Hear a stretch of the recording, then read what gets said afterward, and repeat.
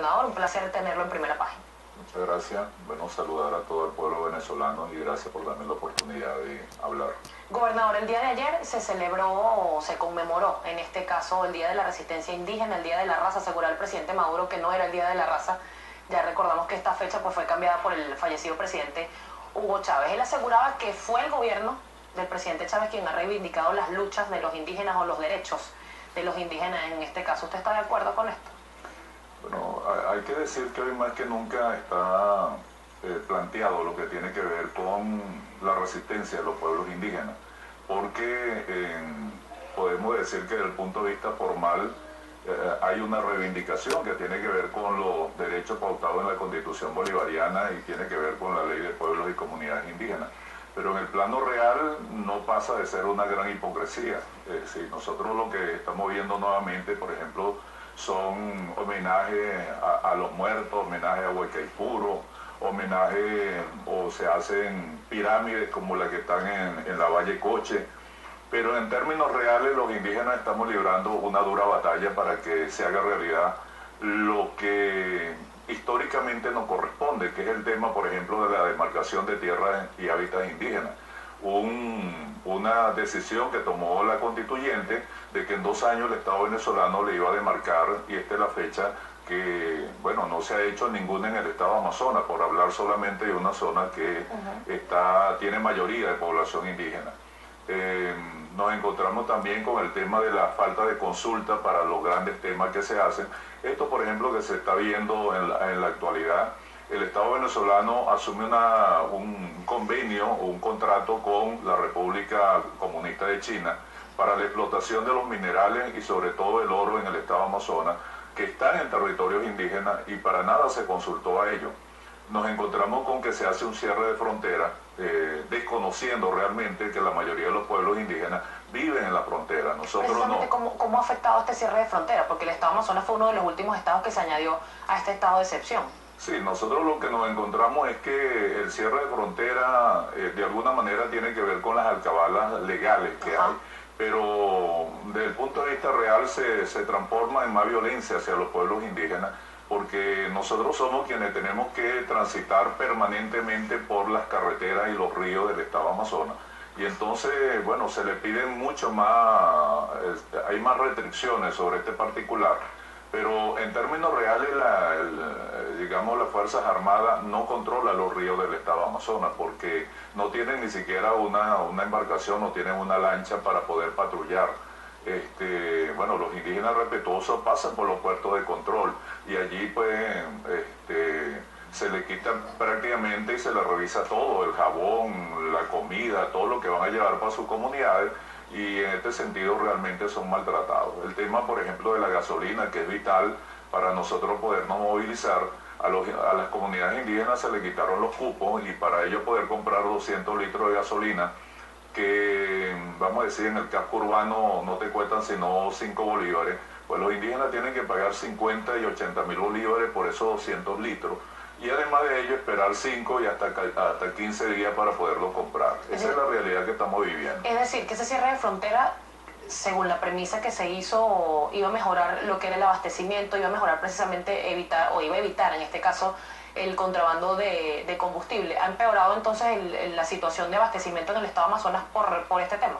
Sí, el llamado cierre de frontera lo que viene es a beneficiar pues a quienes vienen traficando con la gasolina y a quienes vienen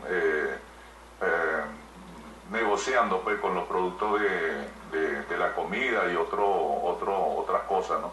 Porque es que la situación que se nos plantea con Colombia es un problema estructural, un problema que tiene que ver con que realmente el Estado venezolano o la moneda venezolana perdió todo su valor y en ese sentido hasta se compran los billetes para poder entonces los colombianos hacer su mercado en el territorio venezolano. Es una situación muy grave realmente. Gobernador, yo tengo que hacer una pausa comercial, pero quería precisamente saber si usted es el gobernador del Estado Amazonas, pero también es líder o dirigente político en este caso, si se están tomando en cuenta y de cara a las elecciones parlamentarias, si el estado de excepción va a afectar lo que es la movilidad de electores y también lo que va a ser el desarrollo de la campaña electoral en el estado Amazonas. Les recordamos, estamos conversando con el gobernador del estado Amazonas, Liborio Guarulla. Háganos llegar sus comentarios, @primera página, con el hashtag o la etiqueta primera página, que al regreso los vamos a revisar. Ya venimos.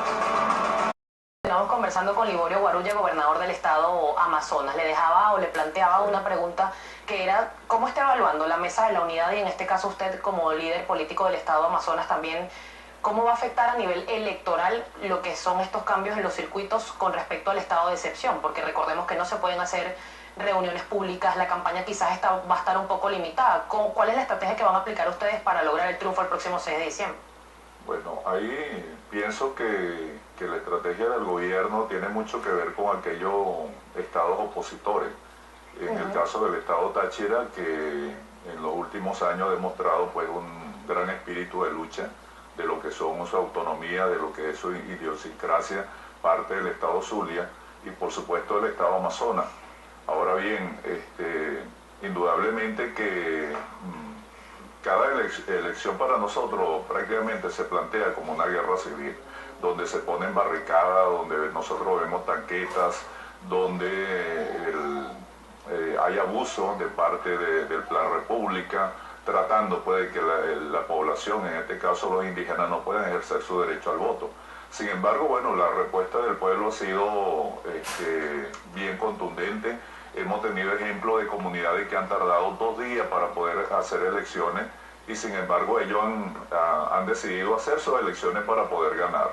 Entonces, por supuesto que este tema de cierre de frontera, el tema de los estados de excepción, viene a agravar esta situación de violencia y de violación pues, de derechos humanos. Pero sin embargo nosotros estamos preparados para todo ello.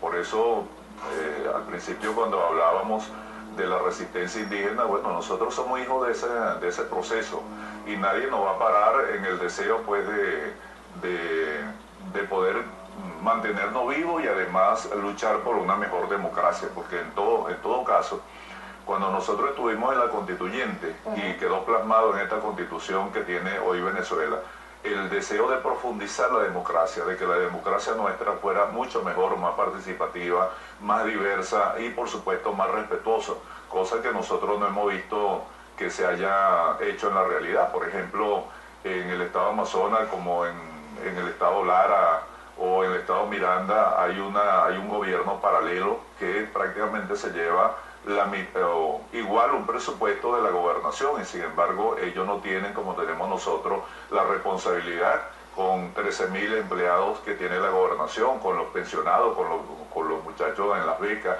con las obras que tenemos que rendir y que tenemos que ser fiscalizados permanentemente. Gobernador, precisamente cada vez que se presenta un escenario electoral se ha hecho una práctica común por parte del Partido Socialista Unido de Venezuela, quizás plantear escenarios de violencia. El día de hoy titula el diario Últimas Noticias que la oposición ha entrado en una fase de locura. Esta fue una cita del presidente Nicolás Maduro, quien aseguró que los recientes ataques contra varias subestaciones eléctricas en varias regiones del país tienen que ver con sectores de oposición que buscan generar violencia de cara a los comicios parlamentarios. ¿Esto es una realidad?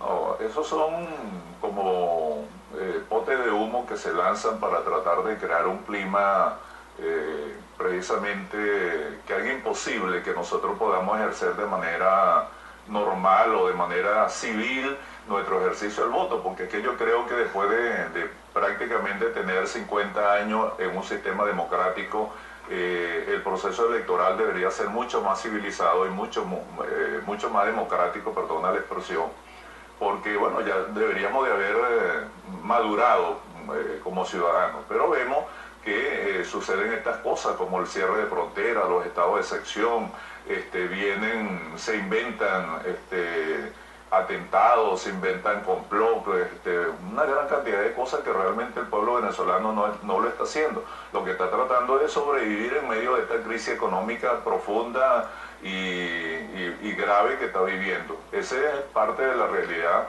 de lo que nosotros estamos sintiendo. Incluso hay temas que parece que no tuvieran mayor clima de violencia, pero sí lo es. Yo veía ayer un titular en un periódico que decía que casi 3.000 funcionarios del Ministerio Público van a estar monitoreando, van a estar observando sí, el proceso electoral. Pero déjame decirle que los fiscales del Ministerio Público no son un equilibrio en el proceso electoral. Están allí para perseguir a la gente de la oposición, a la gente de la Unidad Democrática. ¿Usted cree en el Consejo Nacional Electoral, gobernador? El Consejo Electoral, el Consejo Nacional, yo tuve la oportunidad de ser opositor en la Cuarta República, como se dice. Y allí, a pesar de que, bueno, los principales partidos eran quienes tenían representantes, por lo menos había un respeto hacia aquellas organizaciones minoritarias que tenían candidatura. En el día de hoy no. Nosotros vemos, por ejemplo, que se hizo una selección de miembros de mesa y posteriormente se cambió porque, bueno, no fue de la satisfacción del partido de gobierno. Entonces se está buscando que todos sean, el Plan República es del partido de gobierno, los fiscales públicos, los miembros de mesa, bueno, y sin embargo estoy seguro y estoy consciente de que el pueblo venezolano va a votar por un cambio porque es necesario para enderezar el país. Precisamente, gobernador, mire, hay muchísimos comentarios en nuestra cuenta en Twitter para usted y también preguntas, sobre todo de las necesidades que tiene en este caso el Estado Amazonas. Por ejemplo, le puedo comentar por acá, el señor Carlos Aular nos dice: en Valencia los indígenas están pidiendo limosna en los semáforos y este gobierno no hace nada. Pura hipocresía. ¿Qué se tiene que hacer entonces para evitar este tipo de cosas y las necesidades de los indígenas en este caso? Mira, tenemos situaciones graves que se han venido presentando en estados como del Tamacuro, que nosotros encontramos hermanos Guarao en el estado Bolívar, los encontramos en Anzoátegui, los encontramos en Caracas. Una situación que, bueno, ellos están luchando por su sobrevivencia, porque es que en el estado en que se encuentran es un estado donde hay mucha discriminación y hay poca atención realmente hacia ellos.